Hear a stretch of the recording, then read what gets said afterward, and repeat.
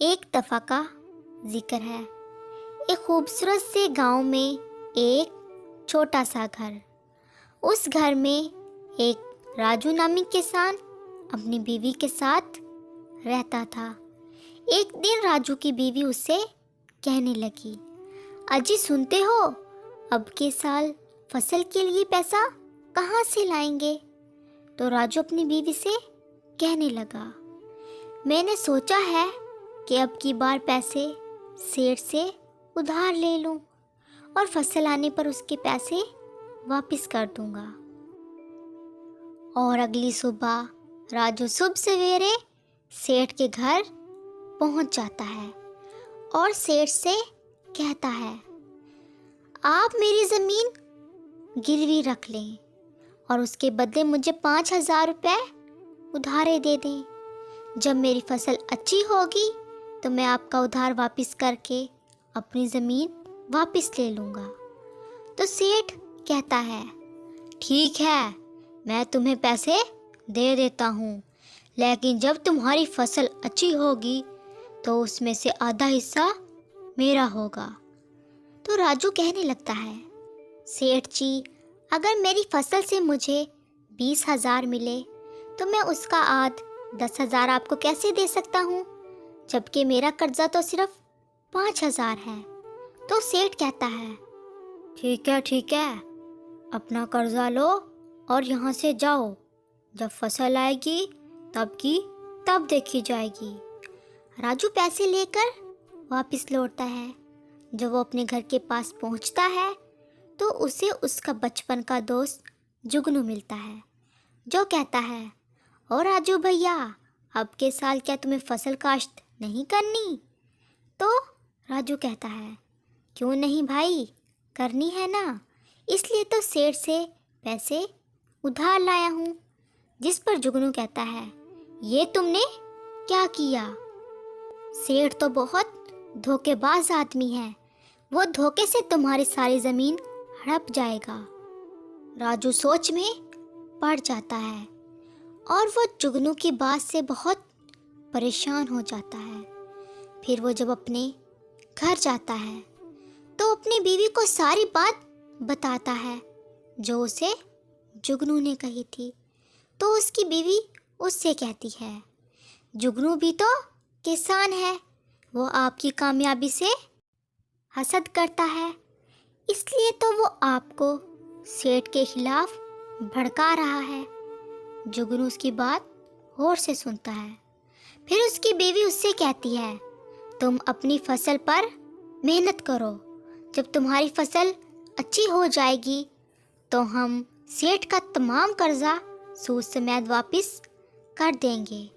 जुगनू ऐसा ही करता है और वो बहुत मेहनत करता है और अब के साल राजू की फसल बहुत अच्छी होती है। राजू की फसल की धूम पूरे गांव में मच जाती है। राजू बहुत खुश होता है और वो सोचता है, सुबह होते ही मैं सारी फसल काट दूंगा और इसको शहर जाकर फरोख्त कर आऊँगा और सेठ का जितना भी कर्जा है उसको अदा करके अपनी गिरवी ज़मीन को छुड़वा लूँगा। राजू की फसल अच्छी होने की खबर सेठ तक पहुँच जाती है और सेठ रात के अंधेरे में अपने आदमियों के साथ मिलकर राजू की फसल खराब कर देता है ताकि राजू कर्जा अदा ना कर सके और वो राजू की ज़मीनों पर कब्जा कर सके।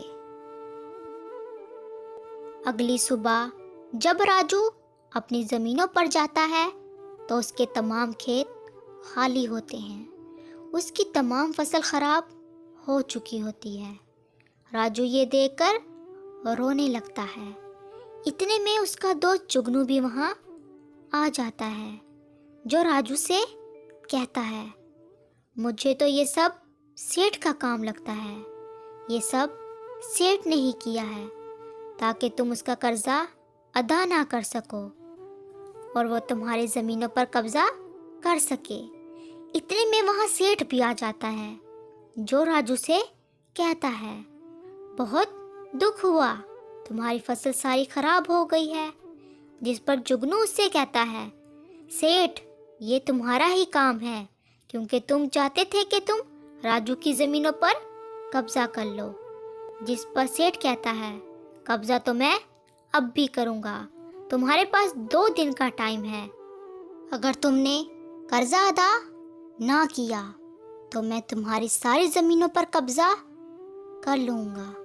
राजू जब ये सुनता है तो बहुत परेशान हो जाता है और वो सेठ को अपने गांव के सरपंच के पास ले जाता है। सरपंच को जाकर राजू सारा माजरा सुनाता है।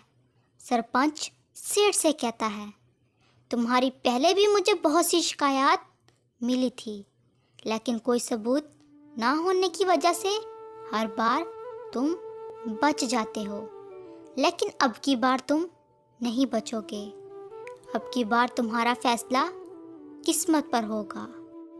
ये कहकर सरपंच सेठ के सामने बहुत से पत्थर गिराता है जो कि काले और सफ़ेद रंग के होते हैं, और सेठ से कहता है, एक थैला लो, उसके अंदर 2 पत्थर डालो, एक सफ़ेद रंग का और एक काले रंग का।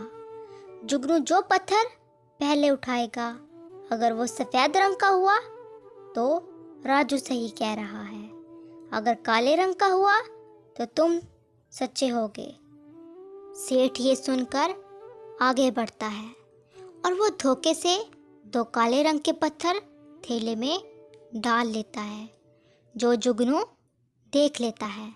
जब जुगनू पत्थर निकालने लगता है तो वो एक पत्थर निकालता है और नीचे गिरा देता है, जिस पर सरपंच कहता है, तुमसे तो पहला पत्थर नीचे गिर गया और यहाँ तो इतने सारे पत्थर हैं, तो कैसे पता चलेगा कि कौन सा पत्थर नीचे गिरा है। तो जुगनू सरपंच से कहता है, थैले में 2 ही पत्थर थे, अगर सफ़ेद वाला नीचे गिरा होगा तो काले वाला थैले में होगा, और अगर काले वाला गिरा होगा तो सफ़ेद वाला थैले में होगा। जब जुगनू पत्थर निकालता है तो वो काले रंग का होता है। तो जुगनू कहता है, इसका मतलब है कि सफ़ेद रंग का पत्थर पहले गिरा था, और अगर सफ़ेद रंग का पत्थर पहले निकला था तो इसका मतलब है राजू सच बोल रहा है। जिस पर सरपंच सेठ से कहता है, इसका मतलब है कि तुमने झूठ बोला और तुमने राजू को धोखा दिया। अब तुम्हारी सज़ा ये है कि तुम राजू की सारी ज़मीन उसको वापस करोगे, और जो तुमने उसका नुकसान किया है उसके बदले में तुम्हें उसको जुर्माना देना पड़ेगा। सेठ राजू के तमाम नुकसान की भरपाई करता है। राजू सरपंच और जुगनू का शुक्रिया अदा करता है। प्यारे बच्चों, कैसी लगी आपको कहानी? अगर अच्छी लगी है तो जल्दी जल्दी हमारे चैनल को सब्सक्राइब कर दें, लाइक कर दें और शेयर कर दें।